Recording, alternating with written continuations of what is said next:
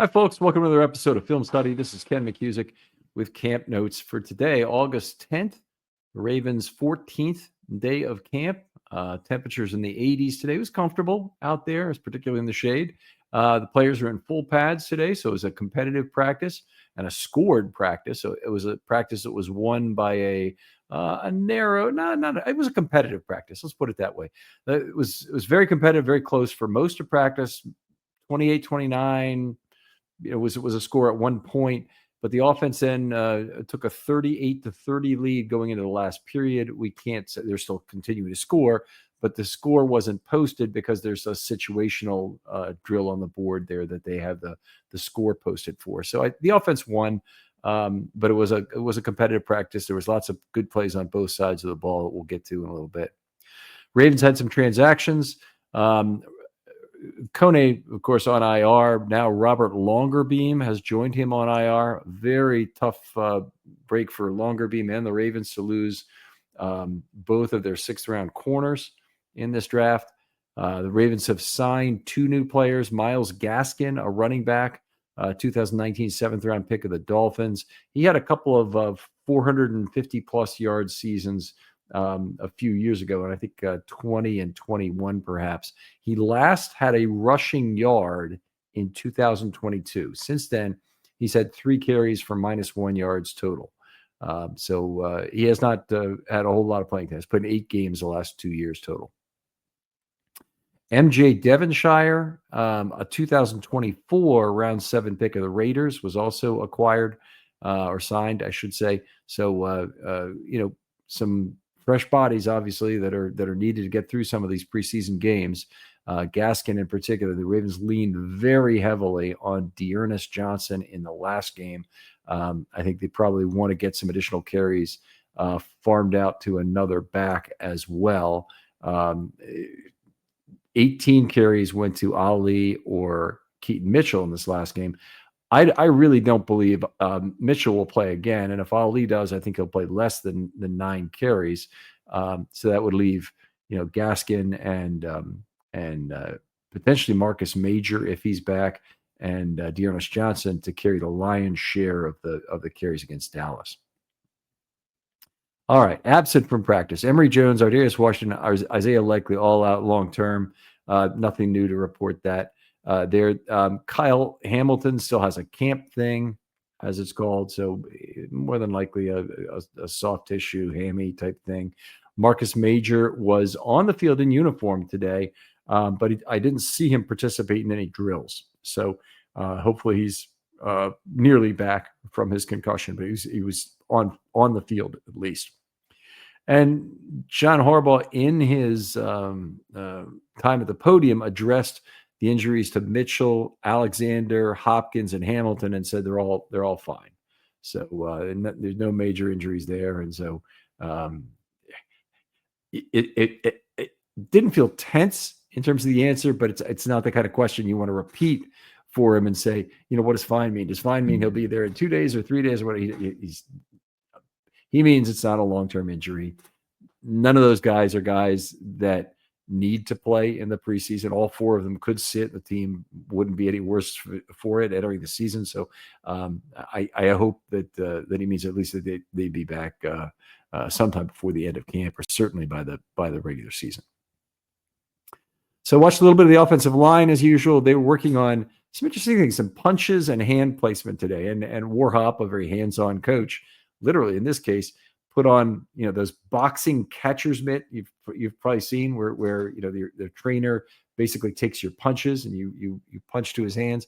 Well, he's doing that with the offensive lineman, which I imagine is a physically demanding task anyway. Warhop being a man like me in his 60s, I would think that would be very wearing on him. But obviously he's been doing this for a long time, and that was interesting. Then he had their players practice their two-handed strikes to the chest plate. And there's one thing about this drill that I'm not really crazy about is I always talk about independent hand usage for offensive linemen being one of the most important things. And this is all two-flipper pinball that they're playing. They basically are jamming 2 hands directly into the chest plate of the man opposite them. And I get it, I guess, that there's only so much you can do, but and you want something that's a repetitive, and you're building muscle memory and whatnot. But uh, you know, because independent hand usage is so important, and players try and do different things with each hand. Punch with one and reach for the collar with another is one way. There's just different ways that you should use your two hands optimally, and this drill doesn't really get that. But anyway, they did that for a while, and then they practiced some more hand placement when defending the spin move, which I thought was really interesting. I don't remember ever seeing that before, but the offensive linemen who were exercising these spin moves weren't doing what a defensive lineman would do typically, but the offensive lineman had to kind of figure out how to break up this move, and they were doing, again, pretty much with two-handed strikes as they would go through that. All right. The punt return drills were going on. I did notice Dayton Wade dropped a punt. Dayton had a really tough day in the preseason game. I mentioned a couple of interceptions on balls thrown his way. The third one he didn't catch. It might not have been a catchable ball, but it was he had zero completions on 3 targets with 2 interceptions. It doesn't get much worse than that.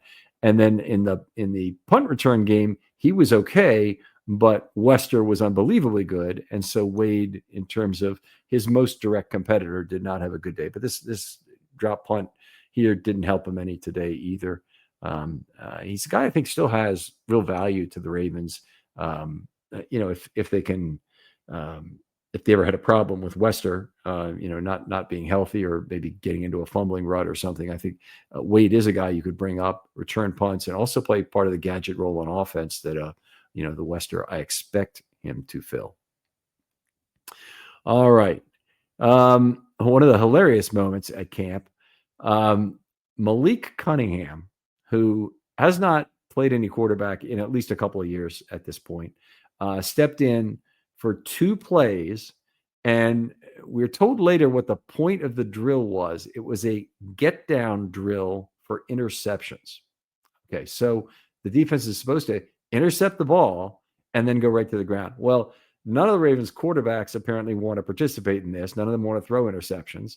And Harbaugh didn't want to ask them apparently to do it, but Malik Cunningham either volunteered or was chosen to do it. And the first play goes in, he threw a touchdown pass. And then he threw the interception to Roquan Smith, and Roquan obligatorily got to the ground and whatnot.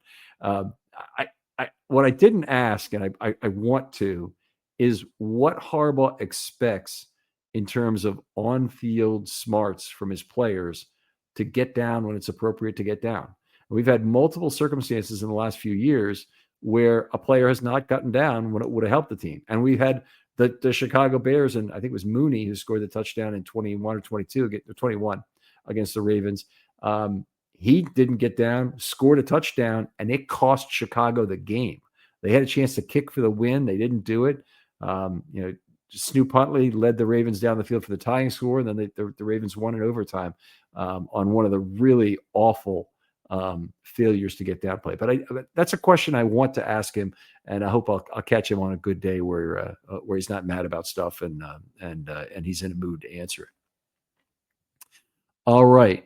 We had 4 more false starts in 11 on 11. They did the set snap drills again. I didn't mention it, so it's at a point where they do it every single day. They're really trying to get their cadence right. They're really trying to figure out how do we have fewer false starts. How do we and maintain this cadence that'll keep the defense on its back foot. One of the real questions is just how many more, and how do they evaluate how many more false start penalties are okay to go with complex cadence and the benefits, the offsetting benefits you get?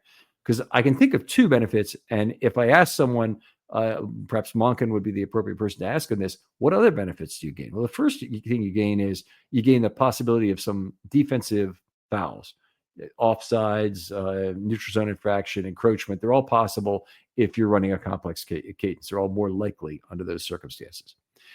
The other thing you do is you keep the defense on their back foot.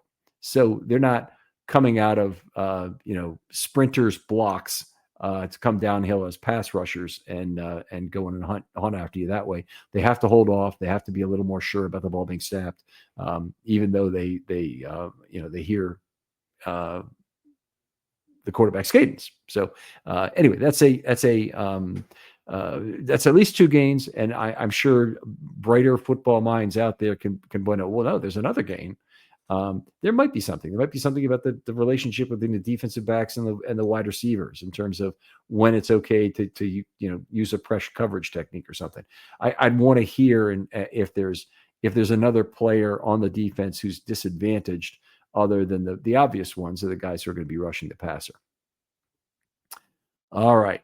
So getting back to that, the question is, how do they decide how many additional false start penalties are okay given the other benefits you get? And that's really what I really want to understand is how are they making that determination?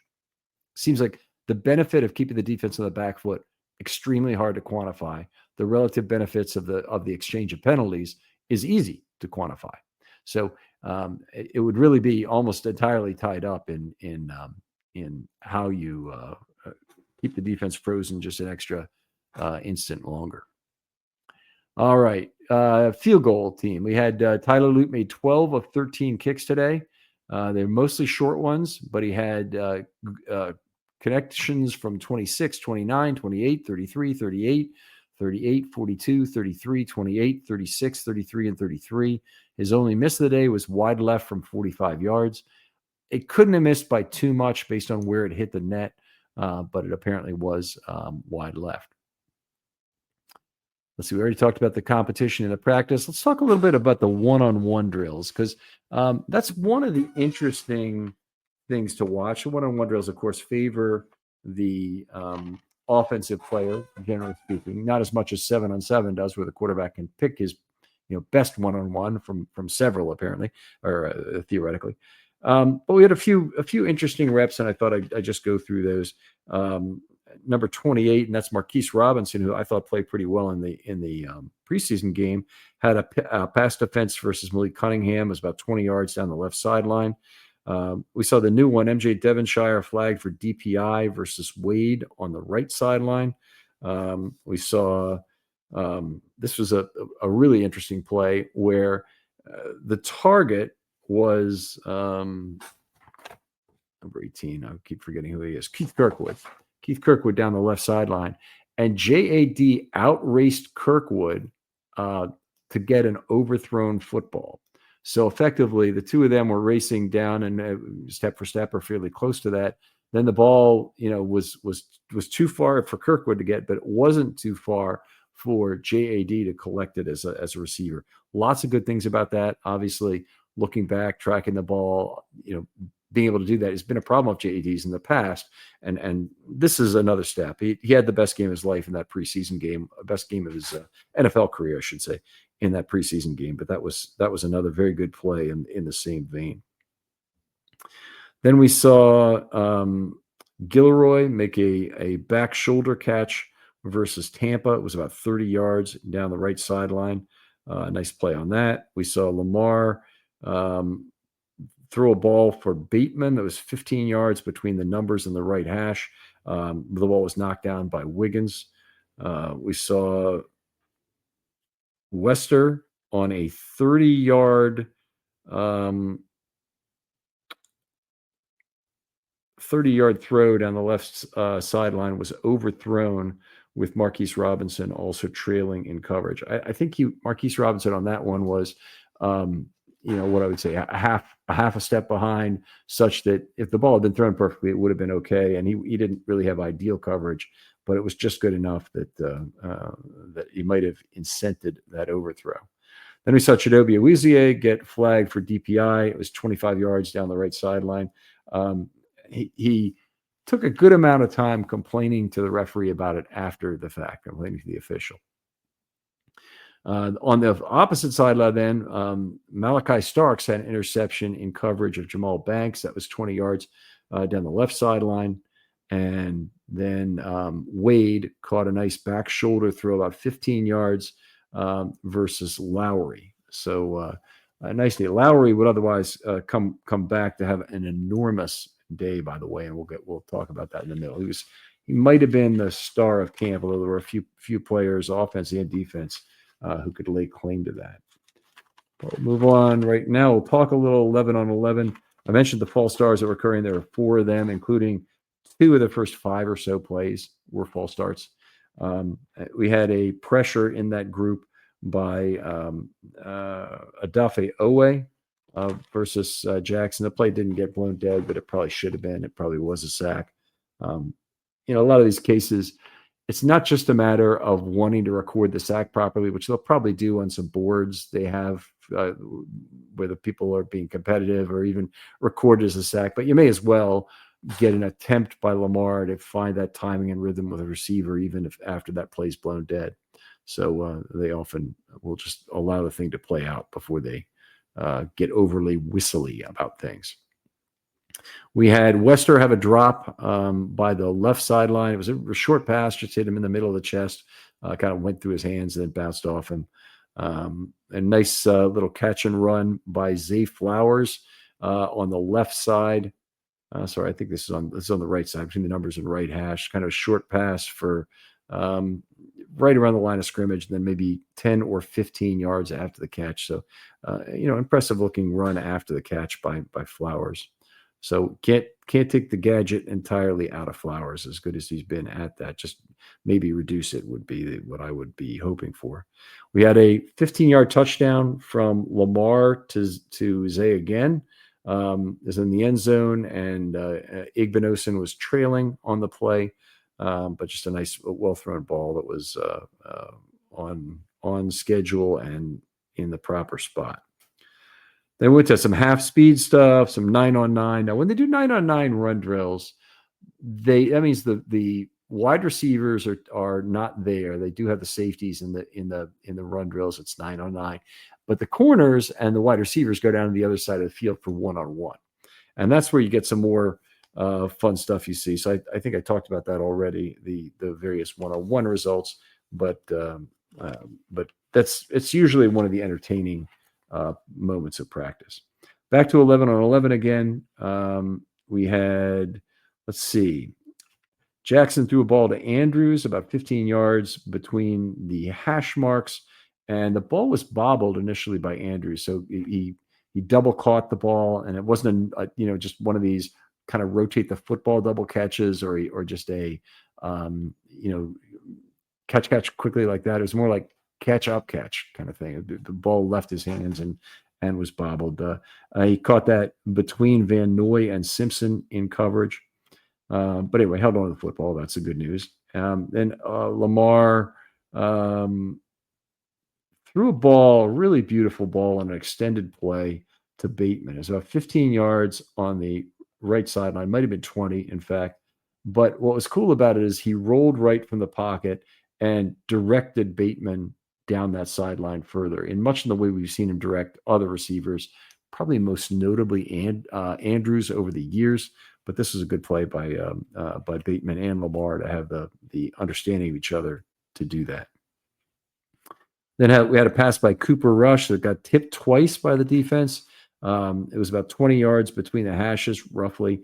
And then 2 guys had a chance at it. JAD tipped it initially, and then Lowry had a second chance to get a tip at it, but neither could haul it in. I'm not saying it was easy for either of them, but it's always nice when defenders get their hands on the ball. They like that, and it's fun to watch.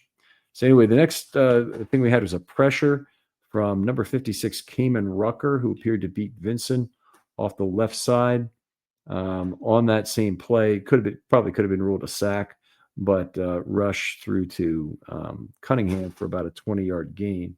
So oftentimes, just again, they let it play out. Then we had Lamar back in. He fumbled a handoff to Derrick Henry, and he fumbled it on the pull. So that's one that maybe gets you a little bit worried. That you really want to see that exchange go cleanly. You want to see him be able to go into the mesh point and pull it out. I would probably say this wasn't his typical two-handed pull here. It might have been more of a lazy one-handed play action move that just got fumbled otherwise. But it did look like the ball was supposed to come out, and it maybe hit off Henry's hand or hip to go to the ground. And this is one of the funny things about this is that it was recovered by down the field by Nick Samak, but he did not fall on the ball particularly quickly. He basically, was strolling after the ball. Strolling's the wrong word. He was running lightly after the ball, and the guy who I'm sorry, I've got the wrong play here. This play, Lamar recovered the fumble. I'll get to this other play with Nick Samak trying to recover the fumble a little bit late, but I've got the wrong one there. All right, next play. Lamar got pressure up the middle from Matabike. Matabike might have tipped the ball, but for whatever reason, it went out of bounds to the left. It looked to me like Lamar might have thrown it away, but either way, great pressure from Matabike on the play. And then you have a 20-yard pass by the left sideline to Flowers. This is still Lamar. Then Lamar ran left for a play. Always like to see Lamar punish the defense, which is letting him basically have exits to run, and it's he probably should do it to his own defense just to get them on their back feet a little bit and slow down the pass rush. Had pressure in the pocket. It appeared to be a sack, and I didn't catch the numbers, but Lamar threw a 15-yard pass to Tez Walker that was incomplete anyway, with Teddy Buchanan in underneath coverage. Then we saw Rasheen Ali, a nice run, probably the run of the day. He reversed his field, gained about 10 or 15 yards, but started off with a run to the right and then went back to the left.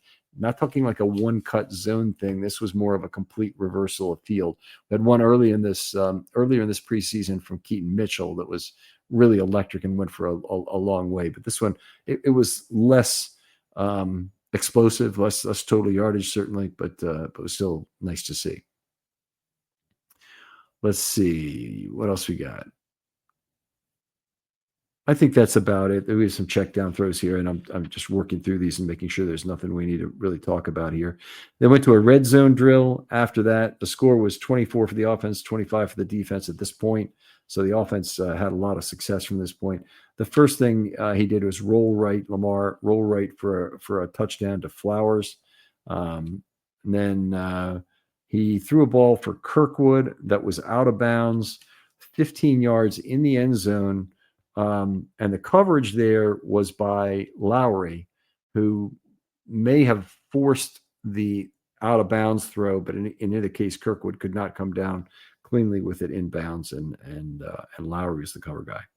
Then we had one of the really, really nice plays of the day. Lamar threw a high ball on the back of the end zone, the kind of thing where you ever have one of those days where everything's off? Well, Mood can help with that. And let me tell you about Mood. It's the online cannabis brand that is changing the way we handle everything, from stress to sleepless nights, with functional gummies that are 100% federally legal cannabis. Mood launched to make cannabis affordable, accessible, and transparent, while at the same time supporting American farmers growing premium hemp on small pesticide-free farms. Their gummies are next level. Seriously, I've tried a few, and each one feels totally different. The Sleepy Time gummies, out like a light, immediately asleep. The Epic Euphoria, it's perfect when you just need a reset to feel good again. What makes them unique? Mood combines THC with herbs and adaptogens, so you get real targeted effects. You're not going to find this in your typical dispensary. And here's the best part. Mood ships discreetly to most states, offers a 100-day satisfaction guarantee, and right now you get 20% off your first order with the promo code RAVEN. Just head to mood.com. Find your perfect gummy and use the code RAVENS at checkout to save 20%. Used to seeing Mark Andrews catch. Well, this time it was Charlie Kolar, and he went up for the ball, and he did not have to get off his feet by more than maybe an inch or two to catch the ball. So what he wanted to do, and what he did effectively, was to not show his hands to Jalen Armour-Davis, who was covering him, until he was ready to make a play on the ball. And then he did, and did it effectively. So there's a case where Armour-Davis didn't find the football before it was thrown, and wasn't in as good a position to defend because of it. And it's also a nice play for Kohler to be, with the first 4 weeks of the season or maybe longer, where Likely is not available. And I don't know, I don't have any inside knowledge that tells me that it'll be Likely not available for 4 weeks, but there's a reasonable chance he'll start on IR. If that happens, he'll be out at least 4 weeks. And then Charlie Kolar will have probably additional receiving responsibilities beyond what he's had to date. So it's nice to see him, still have those receiving instincts and the skill set on full display. We saw Bo Braid break in off the offensive right side on a pass rush, and he delivered a pass defense in the backfield. That was versus Leary. I think it was Leary. It might actually have been Rush. So anyway, the next, not the next play necessarily, but very shortly thereafter, we had Ravenel and the Odelier in the backfield for a combined sack that was blown dead. So that was one that there was enough traffic there. They decided they had to blow it dead. We saw Cooper Rush hit Tez Walker for a touchdown, 15 yards in the end zone. Bunch of field goal attempts from Loop after that. We had some 7-on-7 action. There's a few 7-on-7 notes that are worth it. Most of it is not. But the 7-on-7 was entirely dominated by Ruben Lowry, whose roster position looks better every single day. But Lamar threw a ball for Bateman, 35 yards between the numbers and the left hash, and Bateman actually cut back through the middle of the field, or cut back to the middle of the field past Wiggins, and there was a safety there as well. I didn't know who that was, to make the catch. Outstanding play, and Lamar and Bateman obviously showing that they're on the same page on that one. We had Leary make a throw for the new tight end Baylor Cupp, where it was knocked down by number 49 Jay Higgins, who of course had the interception in the first game. Then we had Rush throw a ball for Cunningham, 10 yards down the left sideline, and a pass defense by Ruben Lowry, diving in that case. Then we had a little check down from Lamar to Bateman. And I would not normally talk about a 5-yard pass in front of the defense and whatnot, but something interesting happened is Chidobe Awuzie really tried to punch the ball out, and Bateman held on right through it. It looked like his hands were very strong on the football, and he got a nice high five from the coach on the sideline for holding on to the ball. We had Cooper Rush roll left. Now I always talk about that when a right-handed quarterback rolls left, that's usually death to the play, to the likelihood of success goes way down.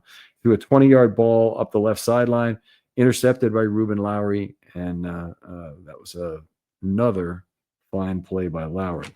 He was forced to roll left. And these are designed within the play call. I'm not sure exactly how it works. The coach may signal where pressure is coming to the quarterback as the play is going on, and the quarterback has to react as if the pressure is coming from that direction and roll out left. Because I don't think he would normally, a 7-on-7, he's not pressured, so he wouldn't normally want to roll left. He was just doing it because that's what they're supposed to do. Back to 11-on-11. At this point, 30 for the offense, 29 for the defense. It was very close. It did not finish close, nearly as close. But we had Derrick Henry run left for a touchdown.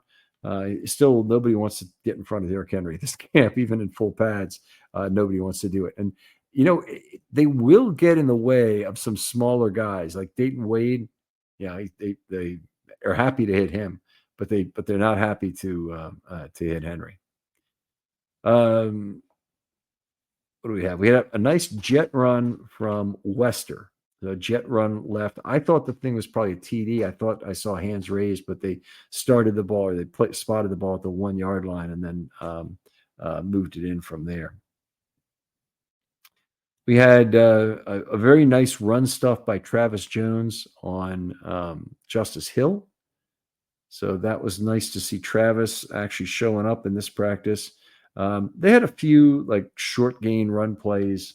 I have a sequence here where they have a gain of 0 to 1, a gain of 1 to 3, a gain of 0 to 1 for 3 plays. But it's very hard to tell because you don't know exactly when down by contact, and they don't lean forward, they don't tackle, all the things that go with that. But these runs all appear to be bottled up. Then we had a nice pressure from the combination of Isaac and Ravenel, where Leary threw the ball way out of bounds, but it might have been a sack as well. What else we got? Nice throw from Lamar to Tylan Wallace. Well, it was Lamar threw the ball for Tylan Wallace 10 yards down the left sideline. The ball caromed off his hands, incomplete. So that was a shame. Lamar threw a ball to Bateman, then 15 yards, where he beat Wiggins as the window was closing with a Wouzier from the front side of the play. So, a nice, I don't know that I call it a threaded needle. It was a little wider than that, probably in terms of the space involved, but good throw, good catch, good knowing where to be, knowing where he was on the field from both Lamar and Bateman.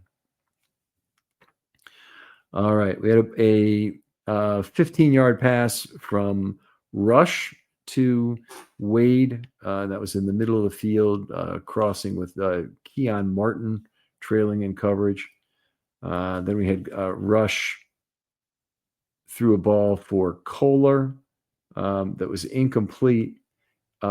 It's 10 yards on the right sideline. Keandre Jackson was there, and it may have been another forced incompletion. So Rush saw there wasn't a whole lot of space to get the ball in there. Didn't really trust Kohler to either go up and get it versus Keandre Jackson or whatever else might have been running through his mind. But normally, if you have that one-on-one receiver with one of your bigs, then you're one-on-one with a big tight end. You want to throw that ball up and see if he can catch it. Let's see. We had a nice little short touchdown pass from Rush to Wade that ended that touchdown drive, created another field goal attempt for Loop.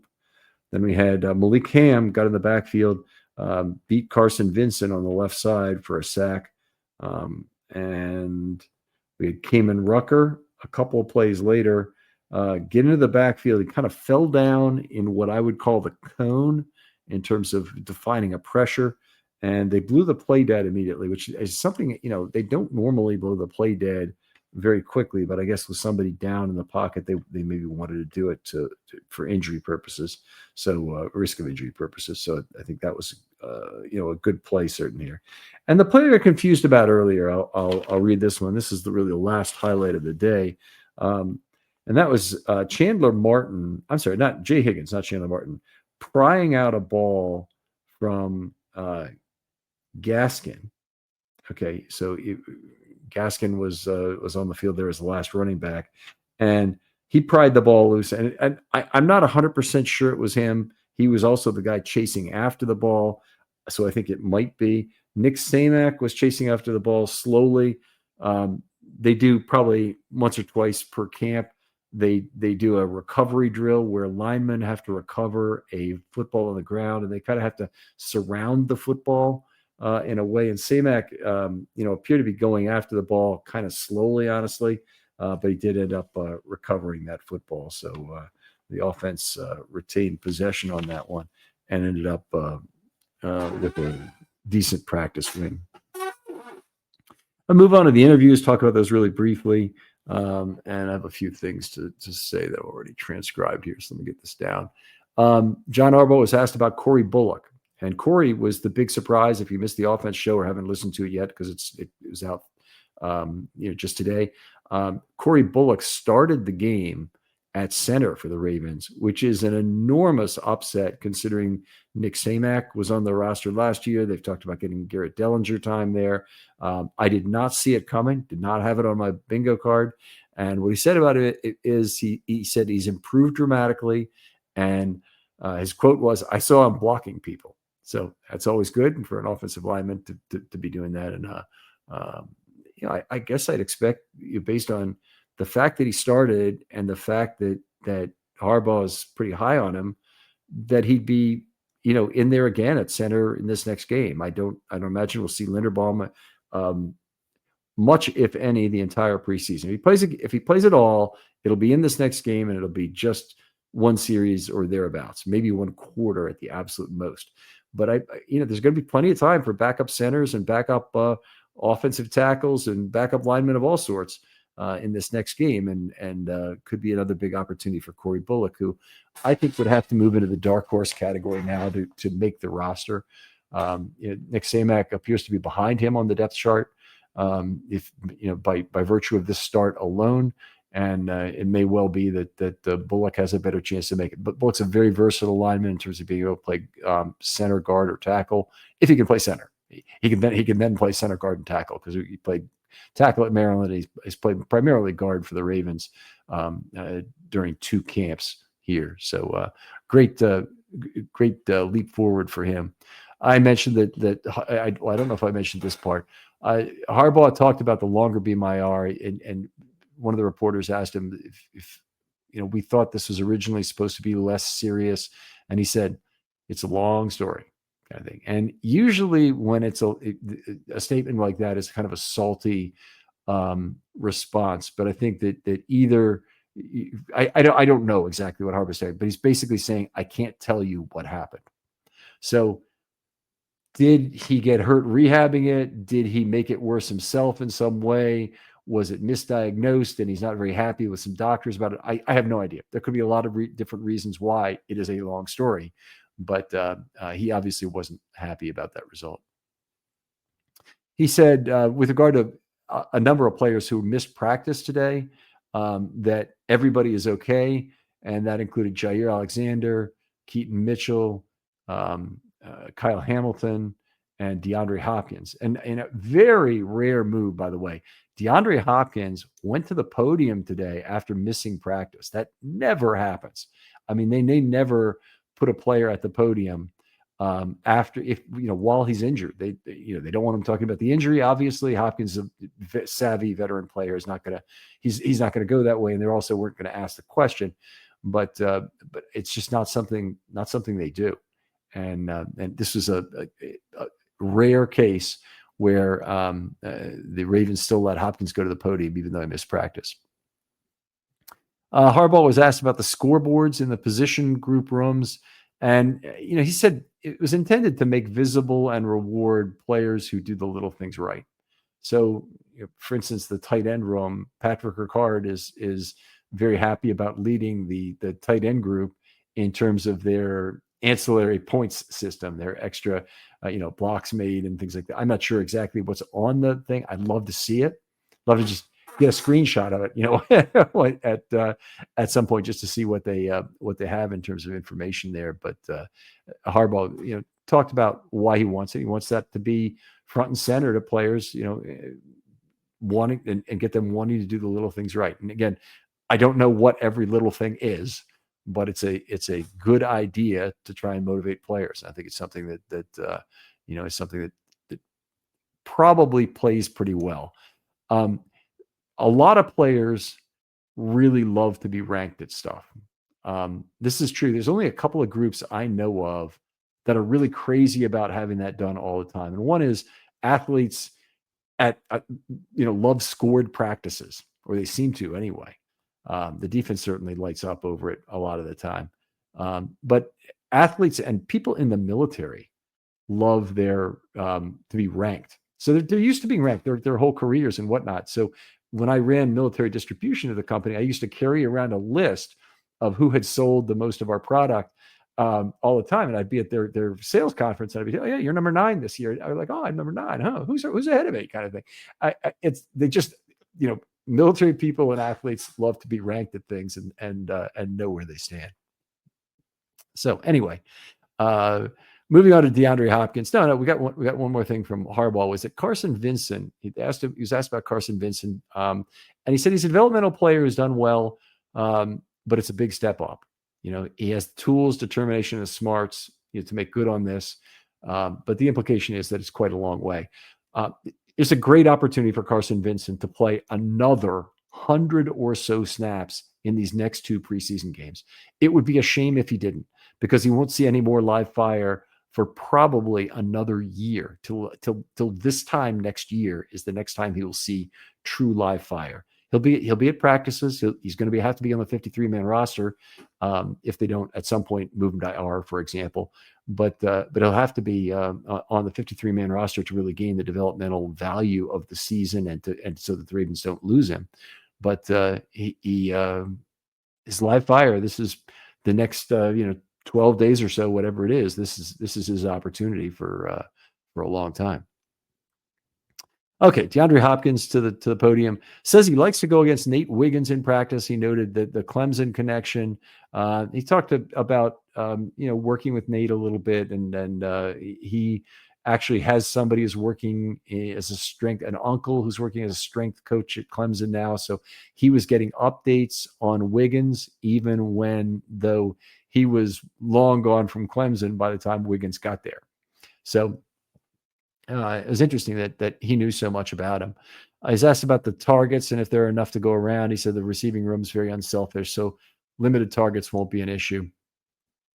Jeff Z was asking people if they had a preference to play in the preseason this year. And Hopkins says, for starters, he hadn't played in the preseason in a while. And I looked it up. He has not played in the preseason since 2019.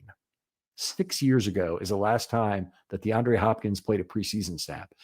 I don't imagine he's going to break that streak this year. I don't think there's a reason why Harbaugh would make him do it. I think he'll make himself available. He may offer. He may say, I have no preference, but I don't think there's any way DeAndre Hopkins is playing the preseason, and I don't think we're going to see most of the players play in the preseason this year. The game is not so complicated that your star players can't, don't still have a good grasp on it as time moves on. In fact, training camp, and this is something Brian Billick used to say, is too long for your veteran players a lot of the time. It's just the right length, or it's not too long sometimes for your young players, your rookies, because they're drinking out of the fire hose trying to learn how to play pro football. But your older players, Billick said the game's just not that complicated.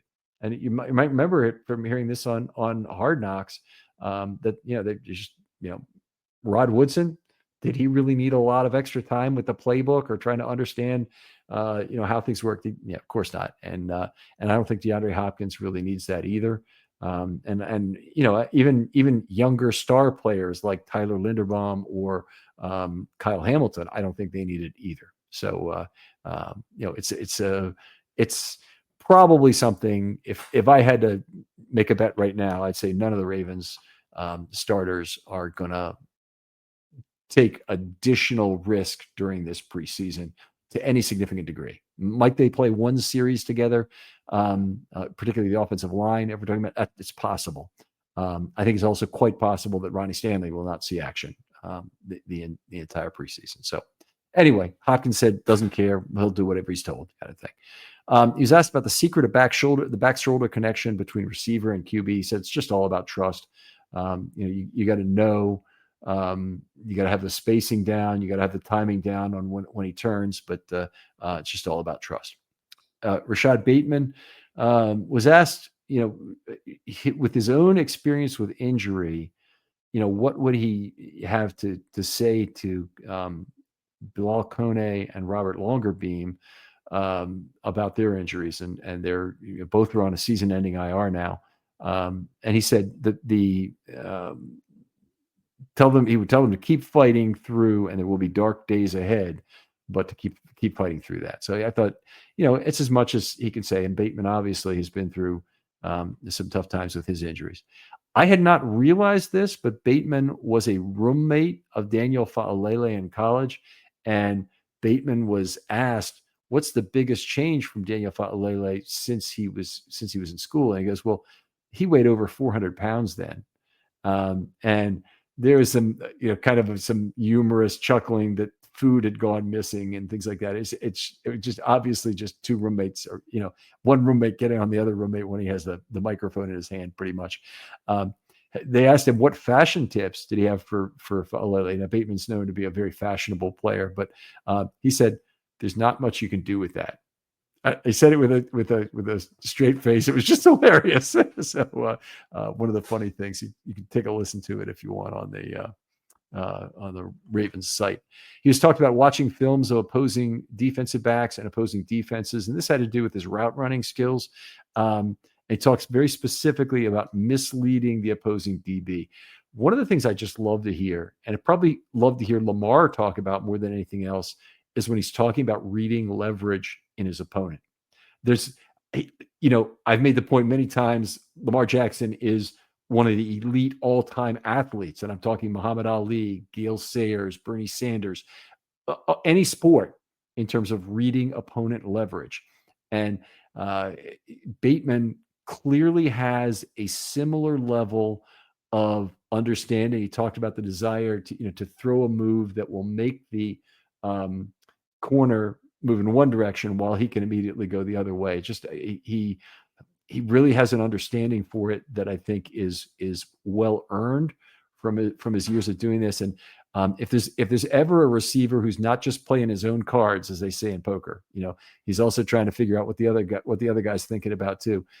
It'd be Bateman. It wouldn't surprise me if 25% of the receivers or more in the league really don't worry at all about what their opposing DB is doing. They try and make as sudden a break as they can, and they try and run their route effectively. But they're not really trying to deceive the defensive back at the top of the stem. I think that's definitely a separating factor between elite receivers and lesser lights. Anyway, that's going to do it for Camp Notes today. Appreciate you listening. It's kind of a long episode, but some good stuff happening at camp and interesting time. Thanks for all the listens. We really appreciate the popularity of the show. Please also like and subscribe if you're watching on YouTube. And if you want to do something for the show, you can tell the next person about it. That's always good. Or you can write us a 5-star, 50-word review on your favorite podcast platform, and that'll drive a few more people to the show. Thanks so much for listening. I'll talk to you next time on Film Study.